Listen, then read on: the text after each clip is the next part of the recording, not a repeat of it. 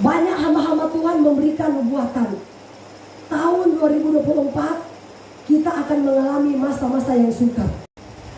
Oke lah, hamba Tuhan boleh berprediksi. Tetapi anak Tuhan, orang yang takut akan Tuhan, tetap kita ada di dalam perlindungan Tuhan. Amin. Kita tidak perlu takut. Itu tema khotbah saya. Kita tidak perlu takut mengalami masa-masa yang sukar. Ya Pak Jonas.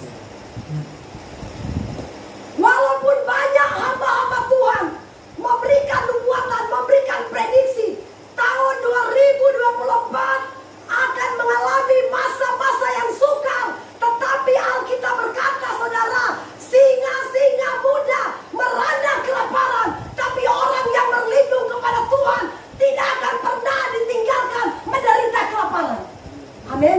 Bahkan dia katakan, orang benar tidak akan pernah dia biarkan meminta roti, artinya menjadi pengemis.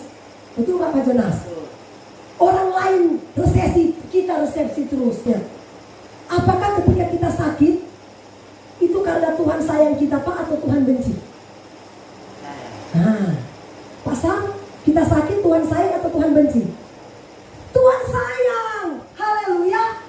Karena firman Tuhan bilang, saudara, tidak ada orang tua ketika dia melihat anak melakukan kesalahan tidak dipukul oleh orang tua. Begitu juga dengan Tuhan. Kalau Tuhan pukul kita, berarti kita dianggap sebagai anak. Amin. Berarti kita bukan anak-anak gampangan. Kalau kita anak-anak gampangan, kalau kita buat kesalahan, Tuhan kasih biar. Tapi karena kita anak-anak mahal, ketika kita menyimpang, saudara, Tuhan bilang lebih baik ku petok kamu supaya kamu kembali. Amin. Karena kita dianggap sebagai anak. Haleluya. Saudara, sekali lagi saya mau katakan, boleh hamba-hamba Tuhan memberikan prediksi bahwa tahun 2024 kita akan mengalami masa-masa yang sukar. Ketika bangsa Israel mengalami kelaparan besar-besaran, apakah yang Tuhan lakukan kepada Ishak? Waktu itu Ishak berada di Gerar, ya, di Filistin. Filistin itu mengalami kelaparan besar-besaran.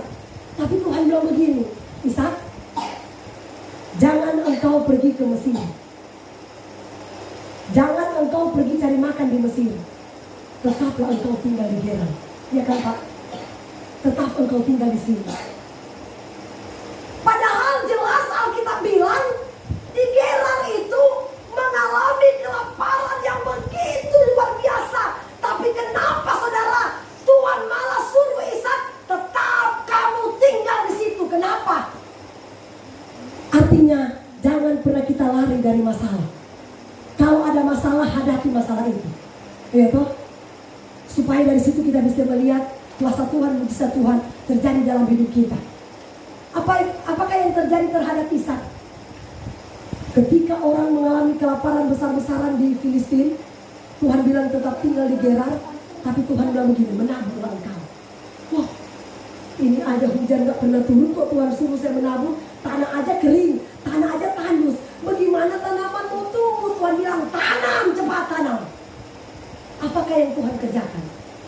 Dia menabur berapa kali lipat ganda Pak? Berapa kali lipat ganda Bu? Sudah pernah saya jelaskan ini. Ketika Ishak menabur, dia menghasilkan berapa kali lipat ganda? Siapa tahu? 100 kali lipat ganda. Berikan kemuliaan buat Tuhan Yesus. Haleluya. Luar biasa enggak? Di tanah yang tandus, di tanah yang kering, di tanah yang tidak menghasilkan apa-apa, tapi Tuhan katakan, jangan engkau pergi meninggalkan tanah Filistin.